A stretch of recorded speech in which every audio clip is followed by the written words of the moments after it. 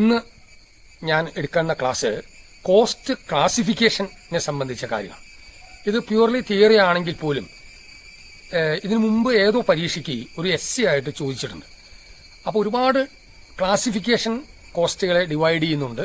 അതെന്തൊക്കെയാണെന്നുള്ള പൂർണ്ണമായ ഒരു അറിവ് കുട്ടികളിലേക്ക് ഉണ്ടാക്കുക എന്നുള്ളതാണ് ഇതുകൊണ്ട് ലക്ഷ്യം.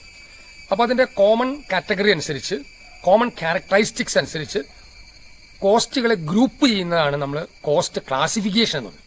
അതാണ് നമ്മൾ ആദ്യം മനസ്സിലാക്കുന്നത്. So actually it is the process of grouping of different cost on the basis of some common characteristics എന്ന് നമ്മൾ അതിനെ പറയും. അതനുസരിച്ച് കോസ്റ്റുകളെ നമ്മൾ ഡിവൈഡ് ചെയ്യുകയാണ്. നമുക്ക് അതിന്റെ നേരിട്ട് കോസ്റ്റ് ക്ലാസിഫിക്കേഷനിലേക്ക് പോവുകയാണ്. ആദ്യം കോസ്റ്റ് ഡിവൈഡ് ചെയ്തിരിക്കുന്നത് on the basis of traceability. രണ്ടാമത്തത് അതിന്റെ ഫംഗ്ഷൻ ബേസിലാണ്. മൂന്നാമത് variability. 4 element wise classification. Next controllability. Next normality. Then last financial nature. ഇത്രയും ക്ലാസിഫിക്കേഷൻ ഇതുമായിട്ട് ബന്ധപ്പെടുത്തി നമ്മൾ പഠിക്കേണ്ടതാണ്. കാരണം ഇതൊരു എസ്സേ ആയിട്ട് വരുമ്പോഴേക്കും ഇത്രയും പോയിന്റ്സുകൾ വളരെ ക്ലിയർ ആയിട്ട് നമുക്ക് എഴുതി ഒരു ചാർട്ട് പോലെയൊക്കെ എഴുതി നമുക്ക് അതിന്റെ പോയിന്റ്സുകൾ 1 by 1 ആയിട്ട് നമുക്ക് പ്രസന്റ് ചെയ്യാനായിട്ട് സാധിക്കുന്നു എന്നുള്ളതാണ് നമ്മൾ മനസ്സിലാക്കേണ്ട കാര്യം. ഇനി ആദ്യം classification according to traceability of cost എന്താണെന്ന് നമുക്ക് നോക്കാം. ഇതിന് പ്രധാനമായിട്ടും കോസ്റ്റ് അതിന്റെ ഐഡന്റിഫൈ ചെയ്യുന്ന അതനുസരിച്ച്, അതിനെ ട്രേസ് ചെയ്യുന്നതനുസരിച്ച് നമ്മൾ ബേസിക് ആയിട്ട് രണ്ടായിട്ട് നമ്മൾ തിരിക്കുകയാണ്. ഒന്ന് ഡയറക്റ്റ് മെറ്റീരിയൽ എന്നും ഡയറക്റ്റ് കോസ്റ്റ് എന്നും മറ്റൊന്ന് ഇൻഡയറക്റ്റ് കോസ്റ്റ്. ഈ രണ്ട് കാര്യങ്ങളാണ് ട്രേസബിലിറ്റി നേച്ചർ അനുസരിച്ച് കോസ്റ്റുകൾ നമ്മൾ തിരിക്കുക. വീണ്ടും ഒന്നുകൂടി പറയുന്നു, direct cost and indirect cost. എന്താണ് ഡയറക്റ്റ് കോസ്റ്റ് നമ്മൾ എഴുതാം, അതിന്റെ സബ് ഡിവിഷൻസ് എഴുതാം. ഇൻഡയറക്റ്റ് കോസ്റ്റ് എന്താണ്, അതിന്റെ സബ് ഡിവിഷൻസ്. ഇതാണ് എസ് ഇങ്ങനെ പോകുന്നത്. അപ്പോ ഡയറക്റ്റ് കോസ്റ്റ് എന്ന് പറഞ്ഞാൽ those cost which can be clearly and easily traced and identified with a job or product or process. അതിനെയാണ് നമ്മൾ ഒരു ഡയറക്റ്റ് കോസ്റ്റ് എന്ന് പറഞ്ഞത്. അപ്പോൾ ഒരു പ്രോസസ്സിന് അല്ലെങ്കിൽ ഒരു പ്രോഡക്റ്റ് ഉണ്ടാക്കുന്നതിന്, ഒരു ജോബിന് വേണ്ടി വരുന്ന ട്രേസ് ചെയ്യാവുന്ന, ഐഡന്റിഫൈ ആവുന്ന, കൃത്യമായിട്ട് ഈസിലി ആയിട്ട് നമുക്കത് ട്രേസ് ചെയ്യുകയും ഐഡന്റിഫൈ ചെയ്യുകയും ചെയ്യാൻ പറ്റുന്ന കോസ്റ്റുകളെയാണ് നമ്മൾ ഡയറക്റ്റ് കോസ്റ്റ് എന്ന് നമ്മൾ വിളിക്കുക. എക്സാമ്പിൾ നമ്മൾ എടുക്കുകയാണെങ്കിൽ ഒരു മാനുഫാക്ചറിങ്, ഒരു വുഡ് ഇൻഡസ്ട്രി ആണെങ്കിൽ അതിന്റെ ടിമ്പർ എന്ന് പറയുന്നത്, ടിമ്പർ ഇല്ലാതെ നമുക്ക് ഒരു പ്രോഡക്റ്റ് ഉണ്ടാക്കാൻ പറ്റില്ല. Timber is A direct cost. Cost of timber അത് നമുക്ക് ഡയറക്റ്റ് കോസ്റ്റ് എടുക്കാനായിട്ട് സാധിക്കുന്നു. അതുപോലെ തന്നെ ഒരു കാർപ്പന്റർക്ക് കൊടുക്കുന്ന വേജസ്, ഒരു പ്രോഡക്റ്റ് ഉണ്ടാക്കുന്നതിന് കാർപ്പന്റർക്ക് കൊടുക്കുന്ന ഒരു വേജസ്, അതും നമുക്ക് ഡയറക്റ്റ് കോസ്റ്റ് ആയിട്ട് നമുക്ക് പറയാൻ സാധിക്കും. അപ്പോൾ ഒരു എക്സാമ്പിളിലൂടെ നമുക്കത് ക്ലിയർ ആയിട്ട് നമുക്ക് മനസ്സിലാക്കാന്നുള്ളതാണ് അവിടെ ഉദ്ദേശിക്കുക. ഇനി നമുക്കൊരു എൻറ്റയർ ഒരു സ്ഥാപനത്തിന്റെ ഡയറക്റ്റ് കോസ്റ്റുകൾ എന്തൊക്കെയാണെന്ന് ചോദിച്ചു കഴിഞ്ഞാൽ അതിൽ വരുന്ന, ഞാൻ പറയുന്നുണ്ടായി, ഡയറക്റ്റ് മെറ്റീരിയൽ വരും, ഡയറക്റ്റ് ലേബർ വരും, ഡയറക്റ്റ് എക്സ്പെൻസസ്. ഈ മൂന്നിന്റെയും തുകയാണ് നമ്മൾ ഡയറക്റ്റ് കോസ്റ്റ്. അതുകൊണ്ട് തന്നെ നമ്മൾ ഇതിനെ പ്രൈം കോസ്റ്റ് എന്ന് വിളിക്കാം, അതല്ലെങ്കിൽ ട്രേസബിൾ കോസ്റ്റ് എന്ന് വിളിക്കാൻ സാധിക്കും. ഇങ്ങനെയുള്ള പല പേരുകളും ഡയറക്റ്റ് കോസ്റ്റിന് അറിയപ്പെടുന്നതാണ്. നമുക്ക് ഡയറക്റ്റ് മെറ്റീരിയൽ എന്താണ് എന്നുള്ളത് നമുക്ക് ഓടിച്ചിട്ട് നോക്കാം. ഡയറക്റ്റ് മെറ്റീരിയൽ എന്നാൽ that material which can be clearly and easily traced and identified with a product or job or cost centre. അപ്പോൾ നേരിട്ട് നമുക്ക് ആ മെറ്റീരിയലിന് ആവശ്യമായിട്ടുള്ള കൊടുക്കുന്ന എക്സ്പെൻസിനെയാണ് നമ്മൾ ഡയറക്റ്റ് മെറ്റീരിയൽ എന്ന് നമ്മൾ വിളിക്കുക. നമുക്ക് ഡയറക്റ്റ് മെറ്റീരിയലിന്റെ എക്സാമ്പിളിലൂടെ നമ്മൾ മനസ്സിലാക്കി കഴിഞ്ഞാൽ വളരെ ക്ലിയർ ആയിട്ട് മനസ്സിലാക്കാൻ സാധിക്കും. ഞാൻ നേരത്തെ സൂചിപ്പിച്ച timber used in manufacturing wooden furniture, അത് ടിമ്പർ എന്ന് പറയുന്ന ആ കോസ്റ്റ്, അതാണ് നമ്മൾ ഡയറക്റ്റ് മെറ്റീരിയൽ എന്ന് നമ്മൾ മനസ്സിലാക്കാനായിട്ട് സാധിക്കും. അതിന് ഒരു ഗോൾഡ് ജ്വല്ലറി ആണെങ്കിൽ അത് ഗോൾഡ് ഉണ്ടാക്കുന്ന ആ മാനുഫാക്ചറിങ് കോസ്റ്റ്, അത് നമുക്ക് ഡയറക്റ്റ് മെറ്റീരിയൽ ആയിട്ട് എടുക്കാം. അതുപോലെ leather used in shoe manufacturing, all these are the number of examples of direct material. Then അടുത്തത് നമുക്ക് ഡയറക്റ്റ് ലേബർ എന്താണെന്ന് നോക്കാം. ഡയറക്റ്റ് ലേബർ എന്ന് പറഞ്ഞു കഴിഞ്ഞാൽ that type of labour which can be distinctly or clearly identified to product or job or cost centres, cost units etcetera. അപ്പോൾ ആ ഒരു പ്രോഡക്റ്റിന് വേണ്ടിയിട്ട് എത്രയാണ് നേരിട്ട് ലേബർ ചെലവാക്കുന്നത്, ഡയറക്റ്റ് ആയിട്ട് വരുന്ന ലേബറിനെയാണ് നമ്മൾ ഡയറക്റ്റ് ലേബർ എന്ന് നമ്മൾ പറയാം. അതിന്റെ എക്സാമ്പിളിലൂടെ നമുക്കത് ക്ലിയർ ആയിട്ട് എക്സ്പ്ലെയിൻ ചെയ്യാം. വേജസ് പെയ്ഡ് ടു കാർപ്പന്റർ, ഞാൻ നേരത്തെ സൂചിപ്പിച്ചു. അവന് wages paid to goldsmith, അത് പറഞ്ഞു. വേജസ് പെയ്ഡ് ടു കോബ്ലർ, അവന് പേയ്മെന്റ് ടു എ ബാങ്കർ. ഇതെല്ലാം നമുക്ക് അതിന്റെ ഡയറക്റ്റ് ലേബർ എന്ന് നമുക്ക് പറയാനായിട്ട് സാധിക്കുന്നു. അടുത്തതായിട്ട് നമുക്ക് ഡയറക്റ്റ് എക്സ്പെൻസ് എന്താന്ന് നോക്കാം. നേരത്തെ സൂചിപ്പിച്ച പോലെ തന്നെ those expenses which can be clearly identified or traced to a job, product, cost center or products etcetera. ഇതൊക്കെയാണ് നമ്മൾ ഡയറക്റ്റ് എക്സ്പെൻസ്, നേരിട്ട് വരുന്ന എക്സ്പെൻസുകൾ. നമുക്കറിയാം ഇൻഡയറക്റ്റ് എക്സ്പെൻസ് വരുന്നുണ്ട്. ഡയറക്റ്റ് ആയിട്ട് ആ പ്രോഡക്റ്റ് ഉണ്ടാക്കുന്നതിന് വേണ്ടിയിട്ടുള്ള എക്സ്പെൻസിനെയാണ് നമ്മൾ ഡയറക്റ്റ് എക്സ്പെൻസ് എന്ന് പറയാ. അതിന്റെ എക്സാമ്പിൾ ആണെങ്കിൽ ഇപ്പൊ royalty paid to for manufacturing of a products, it's a number of X ആണ്. Another typical example experimental expenses for manufacturing of an item. അതും അല്ലെങ്കിൽ hire charges for special tools hired. All these are the direct expenses.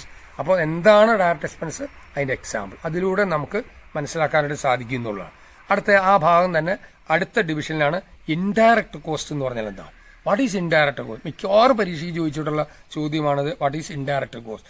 Those cost which cannot be easily traced or identified to a job or product or cost centre.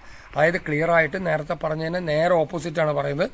നേരിട്ട് clear ആയിട്ട് identify ചെയ്യോ trace ചെയ്യോ പറ്റാത്ത എക്സ്പെൻസുകളെയാണ് നമ്മൾ indirect cost എന്ന് പറയാം. അതും ഒരു പ്രോഡക്റ്റിന്റെ കോസ്റ്റിൽ നമ്മൾ വരേണ്ടതാണ്. അത് ഡയറക്റ്റായിട്ട് ചാർജ് ചെയ്യാൻ പറ്റില്ല, പക്ഷെ എന്തെങ്കിലും സൂട്ടബിൾ ബേസിൽ അത് നമുക്ക് ക്ലിയർ ആയിട്ട് മെഷർ ചെയ്യണം, അതും കൂടി ആഡ് ചെയ്യേണ്ടതാണ്. For example indirect material cost, indirect labour cost, indirect expenses, all these are the examples of indirect cost. അടുത്തതായിട്ട് classification of cost according to function. Function ബേസിൽ എങ്ങനെയാണ് കോസ്റ്റുകളെ തരംതിരിക്കുക? അതിൽ വരുന്ന ആദ്യത്തെ പോയിന്റ് ആണ് പ്രൊഡക്ഷൻ കോസ്റ്റ് എന്ന് പറയും. ഇതൊക്കെ നിങ്ങൾക്ക് അറിയാവുന്ന കാര്യമാണ്. ഒരു പ്രോഡക്റ്റ് പ്രൊഡ്യൂസ് ചെയ്യുന്നതിന് വേണ്ടിയിട്ടുള്ള ഇൻക്ലൂസീവായിട്ട് all direct material, direct labour, direct expense എല്ലാം കൊള്ളുന്നതാണ് പ്രൊഡക്ഷൻ കോസ്റ്റ് എന്ന് നമ്മൾ പറയുക. പ്രൊഡക്ഷനുമായിട്ട് നേരിട്ട് ബന്ധമുള്ളത്. അടുത്തത് അഡ്മിനിസ്ട്രേഷൻ കോസ്റ്റ്. ആ പേരിൽ തന്നെ അറിയാം അത് അഡ്മിനിസ്ട്രേഷനുമായിട്ട് ബന്ധപ്പെട്ടതാണ്. ഒരു ഫംഗ്ഷൻ, ഒരു മാനേജ്മെന്റ് അല്ലെങ്കിൽ ഒരു സ്ഥാപനം ഫംഗ്ഷൻ ചെയ്യണമെങ്കിൽ അതിന് അഡ്മിനിസ്ട്രേഷൻ വേണം. അതുമായിട്ട് ബന്ധപ്പെട്ട് വരുന്ന കോസ്റ്റിനെയാണ് അഡ്മിനിസ്ട്രേഷൻ കോസ്റ്റ് എന്ന് പറയുക. സെല്ലിംഗ് ആൻഡ് ഡിസ്ട്രിബ്യൂഷൻ കോസ്റ്റ്, അത് നമ്മൾ കേട്ടിട്ടുണ്ട്. മാർക്കറ്റിംഗുമായിട്ട് ബന്ധപ്പെട്ട് വരുന്ന എല്ലാ എക്സ്പെൻസുകളും സെല്ലിംഗ് ആൻഡ് ഡിസ്ട്രിബ്യൂഷൻ എക്സ്പെൻസിൽ വരുന്നതാണ്, കോസ്റ്റിൽ വരുന്നതാണ്. അടുത്തത് റിസർച്ച് ആൻഡ് ഡെവലപ്മെന്റ് കോസ്റ്റ്. ഇത് സാധാരണ ഇന്നത്തേക്ക് ഏറ്റവും വലിയ പ്രത്യേകതയുള്ള കോസ്റ്റാണ്. കാരണം വെച്ച് കഴിഞ്ഞാൽ ഓരോ സ്ഥാപനത്തിലും അതിൻ്റെതായിട്ട് റിസർച്ച് ഡെവലപ്മെന്റുകൾ നടക്കുന്നുണ്ട്, അപ്ഡേറ്റ് ആയിട്ട് നടക്കും. അതിനുവേണ്ടി വരുന്ന എക്സ്പെൻസിനെയാണ് നമ്മൾ റിസർച്ച് ആൻഡ് ഡെവലപ്മെന്റ് കോസ്റ്റ് എന്ന് പറയുക. ഇത്രയും കാര്യങ്ങൾ നമ്മൾ പ്രധാനമായിട്ടും ക്ലാസിഫിക്കേഷൻ അക്കോർഡിംഗ് ടു ഫംഗ്ഷൻ എന്ന് നമുക്ക് തരംതിരിക്കാം. Classification according to variability or nature of behaviour എന്ന് പറയും. അതായത് ഓരോ കോസ്റ്റിന്റെ ബിഹേവിയർ അനുസരിച്ച് നമ്മൾ കോസ്റ്റിനെ തരംതിരിക്കുന്നതാണ്. അതിൽ 3 ക്ലാസിഫിക്കേഷനാണ് വരിക. 1 ഫിക്സഡ് കോസ്റ്റ് എന്ന് പറയും, 2 വേരിയബിൾ കോസ്റ്റ് എന്ന് പറയും, 3 സെമി വേരിയബിൾ കോസ്റ്റ്. ഇതെല്ലാം നമ്മൾ പഠിച്ചിട്ടുണ്ടായിരിക്കും. വളരെ ചുരുക്കമായിട്ട് ഞാൻ കാര്യങ്ങൾ പറയുന്നുള്ളൂ. ഫിക്സഡ് കോസ്റ്റ് എന്ന് പറഞ്ഞാൽ that is that cost which remain fixed for or consistent or at any level of activity. ഒരു പ്രത്യേക ലെവലിൽ ഫിക്സഡ് ആയിട്ട് നിൽക്കുന്ന, നേരിട്ട് വേരി ചെയ്യാത്ത, ചേഞ്ച് വരാത്ത കോസ്റ്റുകളെയാണ് നമ്മൾ ഫിക്സഡ് കോസ്റ്റ് എന്ന് പറയാം. ഉദാഹരണം rent of premises, insurance, depreciation, all these are the fixed cost എന്ന് നമുക്ക് മനസ്സിലാക്കാനായിട്ട് സാധിക്കുന്നു. അടുത്തത് വേരിയബിൾ കോസ്റ്റ് എന്ന് പറയും. വേരിയബിൾ കോസ്റ്റ് എന്ന് പറഞ്ഞാൽ അത് ടോട്ടൽ കോസ്റ്റ് ഇങ്ങനെ മാറിക്കൊണ്ടിരിക്കുന്ന കോസ്റ്റുകളെയാണ് നമ്മൾ വേരിയബിൾ കോസ്റ്റ്. അപ്പോൾ ഡയറക്ട്ലി ചേഞ്ച് ചെയ്യുന്ന കോസ്റ്റുകളെ നമ്മൾ വേരിയബിൾ കോസ്റ്റ് എന്ന് പറയാം. അത് ഓരോ പ്രോഡക്റ്റും ഉണ്ടാക്കുന്നതനുസരിച്ച് അതിന്റെ മെറ്റീരിയൽ യൂസ് ചെയ്യുന്നതനുസരിച്ച് ലേബർ കോസ്റ്റ് വരെ ഇങ്ങനെ മാറിക്കൊണ്ടിരിക്കുന്ന കോസ്റ്റുകളെയാണ് നമ്മൾ അതിന്റെ എക്സാമ്പിൾ ആയിട്ട് നമുക്ക് പറയുന്നത്. കോസ്റ്റ് ഓഫ് ഡയറക്റ്റ് മെറ്റീരിയൽ ആവാം, കോസ്റ്റ് ഓഫ് ഡയറക്റ്റ് ലേബർ ആവാം, ലേബർ കോസ്റ്റ് ആവാം. All these are the examples of variable cost. അപ്പോൾ ചുരുക്കി പറഞ്ഞു കഴിഞ്ഞാൽ fixed cost that will be remain fixed in nature, but variable cost that are changing according to the unit produced, അതാണ് നമ്മൾ variable cost എന്ന് പറയാം. മൂന്നാമതിലേക്ക് നമ്മൾ കടക്കുമ്പോൾ സെമി വേരിയബിൾ കോസ്റ്റ് എന്ന് പറയും. സെമി വേരിയബിൾ കോസ്റ്റ് എന്ന് that means those cost which are partly fixed and partly variable, അതിനെയാണ് നമ്മൾ സെമി വേരിയബിൾ കോസ്റ്റ് എന്ന്. അപ്പോൾ ഭാഗികമായിട്ട് ഫിക്സഡ് ആയിരിക്കും, ഭാഗികമായിട്ട് വേരിയബിളും ആയിട്ട് വരുന്ന ഇതാണ് നമ്മൾ സെമി വേരിയബിൾ കോസ്റ്റ് എന്ന് പറയാം. അത് പ്രത്യേക നേച്ചർ അനുസരിച്ച് മാറിക്കൊണ്ടിരിക്കുന്ന ഒരു രീതിയാണ്. അതിന്റെ എക്സാമ്പിളും കൂടി നമ്മൾ എഴുതി കഴിഞ്ഞാൽ ക്ലിയർ ആയിട്ട് മനസ്സിലാക്കും. ഉദാഹരണം പറഞ്ഞാൽ സൂപ്പർവൈസേഴ്സ് സാലറി. ഒരു സൂപ്പർവൈസർ ഒരു പ്രത്യേക ഏരിയയിൽ നമ്മൾ സൂപ്പർവൈസ് ചെയ്യുന്നു, ആ ഒരു പ്രോഡക്റ്റിന് വേണ്ടിയിട്ട് അതിനു വേണ്ടി വരുന്നതാണ് നമ്മൾ സെമി വേരിയബിൾ എന്ന് പറയാം. അതുപോലെ തന്നെ അഡ്വർടൈസ്മെന്റ് ചാർജസ്, അതുപോലെ telephone charges, depreciation of plant repairs, ഇതെല്ലാം നമ്മൾ സെമി വേരിയബിൾ ആയിട്ട് വരാവുന്ന ഒരു കോസ്റ്റാണ്. അതുകൂടി നമ്മൾ ഇതിനകത്ത് ഉൾപ്പെടുക. അപ്പം ഞാൻ 3 കാര്യങ്ങളെ പറ്റിയാണ് ഇവിടെ പറഞ്ഞത്. ഒന്ന് ഫിക്സഡ് കോസ്റ്റ്, രണ്ടാമത്തത് വേരിയബിൾ കോസ്റ്റ്, മൂന്നാമത്തത് സെമി വേരിയബിൾ. അപ്പം നമ്മൾ പ്രസന്റ് ചെയ്യേണ്ടത് എന്താണ് ആ സംഭവം എന്ന് എഴുതുക, അതോടൊപ്പം തന്നെ അതിന്റെ എക്സാമ്പിളും കൂട്ടി ചെയ്യുക. ഇതാണ് എസ്സേ ആയിട്ട് നമ്മൾ എഴുതേണ്ട ഒരു അപ്രോച്ച്. അടുത്തതായിട്ട് classification of cost according to the element wise അനുസരിച്ച് നമ്മൾ കോസ്റ്റുകളെ ഇങ്ങനെ തരംതിരിക്കുന്നു. അത് നമ്മൾ നേരത്തെ സൂചിപ്പിച്ചതുപോലെ തന്നെ ഡയറക്റ്റ് മെറ്റീരിയൽ ആവാം, ഡയറക്റ്റ് ലേബർ ആവാം, ഡയറക്റ്റ് എക്സ്പെൻസ് ആവാം, ഇൻഡയറക്റ്റ് കോസ്റ്റ്, ഇങ്ങനെയെല്ലാം വരുന്നത് തന്നെയാണ് എലമെന്റ് വൈസ് ക്ലാസിഫിക്കേഷൻ എന്ന് നമ്മൾ പറയാം. അപ്പോൾ എലമെന്റ് ബേസിൽ നമ്മൾ എങ്ങനെയാണ് അത് തരംതിരിക്കുന്നത് എന്നുള്ളതാണ്. അപ്പോൾ നമ്മൾ ജസ്റ്റ് എഴുതിയ തന്നെ ഒരു ആവർത്തനം തന്നെയാണ്. അതിന്റെ ഒരു നേച്ചർ അനുസരിച്ച് നമ്മൾ അങ്ങനെ ഡിവൈഡ് ചെയ്തു എന്ന് മാത്രമേ ഉള്ളൂ. ഒരിക്കൽ കൂടി പറഞ്ഞു, എലമെന്റ് വൈസിൽ നമ്മൾ പറയുമ്പോൾ direct material, then direct labour and direct expenses, അതോടൊപ്പം തന്നെ അടുത്തത് ഇൻഡയറക്റ്റ് കോസ്റ്റുകൾ. ഇതെല്ലാം കൂടിയാണ് എലമെന്റ് വൈസ് ക്ലാസിഫിക്കേഷൻ എന്ന് നമ്മൾ പറയുക. ഓക്കെ, അത് വളരെ സിമ്പിൾ ആയിട്ട് നമ്മൾ പഠിച്ചതാണ്, മനസ്സിലാക്കിയതാണ്. അടുത്തത് classification according to controllability of cost എന്നും. കൺട്രോൾ ചെയ്യാൻ പറ്റുന്ന കോസ്റ്റുകൾ, അല്ലെങ്കിൽ കൺട്രോളബിലിറ്റി ബേസ് ചെയ്തുകൊണ്ടുള്ള കോസ്റ്റ് ഡിവിഷനെയാണ് കൺട്രോളബിലിറ്റി ഓഫ് കോസ്റ്റ് എന്ന് നമ്മൾ പറയുക. അതിൽ നമ്മൾ പ്രധാനമായിട്ടും 2 കാര്യങ്ങളാണ് നമ്മൾ കാണുക. ഒന്ന് കൺട്രോളബിൾ കോസ്റ്റും മറ്റൊന്ന് അൺകൺട്രോളബിൾ കോസ്റ്റ് എന്ന് നമ്മൾ അതിനെ വിളിക്കാറുണ്ട്. Controllable and uncontrolled. കൺട്രോളബിൾ എന്ന് പറഞ്ഞാൽ ചില കോസ്റ്റുകൾ നമുക്ക് നിയന്ത്രിക്കാൻ സാധിക്കും, അത് നമുക്ക് റെഡ്യൂസ് ചെയ്യാനായിട്ട് പറ്റും, അല്ലെങ്കിൽ അതിന് വ്യത്യാസങ്ങളൊക്കെ വരുത്താനായിട്ട് സാധിക്കുന്ന ഇല്ല. ലോവർ ലെവലിൽ അല്ലെങ്കിൽ പല ഡിഫറെന്റ് ലെവൽസ് ഓഫ് മാനേജ്മെന്റിൽ വരുന്ന കോസ്റ്റുകൾ, അതിനെ കൺട്രോൾ ചെയ്യാൻ പറ്റുന്ന കോസ്റ്റുകളെയാണ് നമ്മൾ കൺട്രോളബിൾ കോസ്റ്റ് എന്ന് പറയാം. അതുപോലെ അൺകൺട്രോളബിൾ എന്ന് പറയും. ഉദാഹരണം പറഞ്ഞു കഴിഞ്ഞാൽ സ്കിൽഡ് വർക്കേഴ്സിന്റെ വേജസ്, അവൻ പറയുന്ന പൈസ നമ്മൾ കൊടുത്തിരിക്കണം. അതുപോലെ തന്നെ മാനേജേഴ്സ് സാലറി, അത് ഫിക്സഡ് ആണ്, അതാണ് അൺകൺട്രോളബിൾ. അല്ലാത്ത കോസ്റ്റുകളെല്ലാം നമ്മൾ കൺട്രോളബിൾ കോസ്റ്റായിട്ട് നമുക്ക് അതിനെ മനസ്സിലാക്കാൻ സാധിക്കും. ഓക്കെ, അടുത്തത് ക്ലാസിഫിക്കേഷൻ അക്കോർഡിംഗ് ടു നോർമാലിറ്റി. അടുത്ത ഡിവിഷനാണ് നോർമാലിറ്റി. അതിന് നമ്മൾ കാണുന്നത് നോർമൽ കോസ്റ്റ് എന്ന് പറയും, അബ്നോർമൽ കോസ്റ്റ് എന്ന് പറയും. അങ്ങനെ 2 ആയിട്ടാണ് അവിടെ തിരിച്ചിരിക്കുക, normal cost and abnormal cost. Normal cost എന്ന് പറഞ്ഞു കഴിഞ്ഞാൽ അത് നോർമലി ഇൻക്രീ ചെയ്യുന്ന സംഭവിക്കുന്ന കോസ്റ്റുകളെയാണ് ഒരു ഔട്ട്പുട്ടിന് വേണ്ടിയിട്ട് ഒരു മാനുഫാക്ചറിങ് പ്രോഡക്റ്റ് ഉൽപ്പാദിപ്പിക്കുന്നതിന് വേണ്ടി നോർമലി വരുന്ന എക്സ്പെൻസുകളെയാണ് അല്ലെങ്കിൽ കോസ്റ്റുകളെയാണ് നമ്മൾ നോർമൽ കോസ്റ്റ് എന്ന് പറഞ്ഞാൽ.